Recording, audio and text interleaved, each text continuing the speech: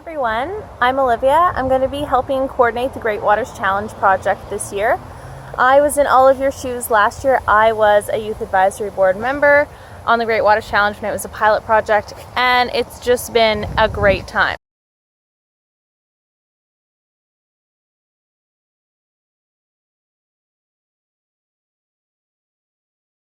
Or my water story on the community of Squamish, which is 45 minutes-ish north of Vancouver, British Columbia. It is the outdoor recreation capital of Canada. And during my studies out west, I've heard a lot about one of the mines there. So first, I'm going to show you a little bit about the history of the mine. And then I will show you a little bit about the outdoor recreation component that I experience in Squamish and really enjoy, and why I chose this story. Given our name, the Britannia Mine Museum, you think, of course, that's exactly what our focus is going to be. Yeah. But the Britannia history is sort of like the museum within the museum. If you know anything about the environmental history of the mine site, post-closure, it developed a very bad reputation. Because acid mine drainage? Yes. Yes. And it's only in 2001 that cleanup really began. Wow. And 2005 when the water treatment plant came online. Wow. And it's since then that the system has restored. Right? We've now been able to restore the creeks, the intertidal zone has recovered. And so we've become that model for we can close a mine and successfully remediate the land and leave it viable for future generations. Totally. So that's our future story. Yeah, that's great. So the future of the water is looking good.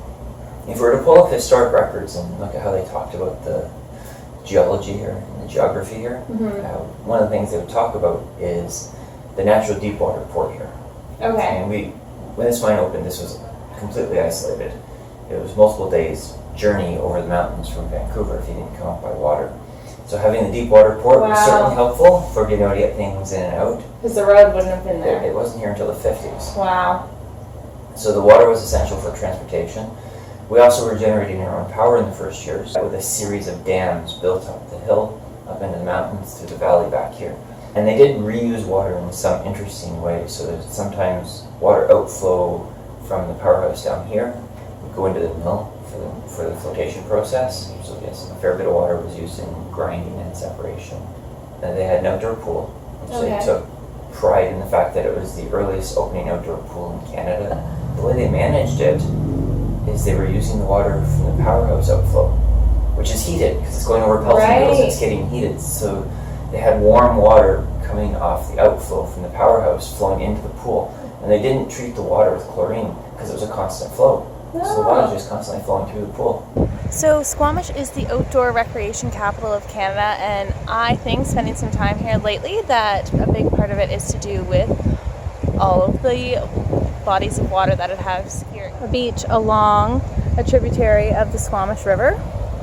Built a nice little dragon in the sand, which wouldn't be here if the water and the glaciers hadn't deposited it. So it's a beautiful spot, and my friends are going to be sieving for gems in the river.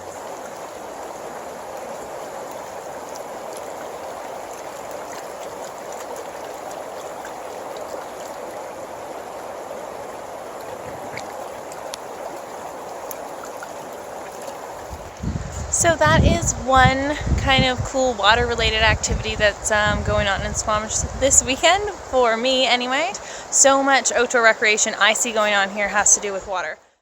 There's lots of kiteboarding. There's also a lot of fishing. There's salmon runs that come through this area. I know that there's a lot of lakes. This is one of the marinas in Squamish. Obviously, you can see the snow up in the mountains behind me, so I'm sure in the winter that plays a role in the outdoor recreation life here as well. And I just think about all the fun that can be had with water, and I think that this community has a lot to offer in terms of water-related fun activities. So if you're on the West Coast, you should visit sometime. Can't wait to see everyone else's water stories from their provinces.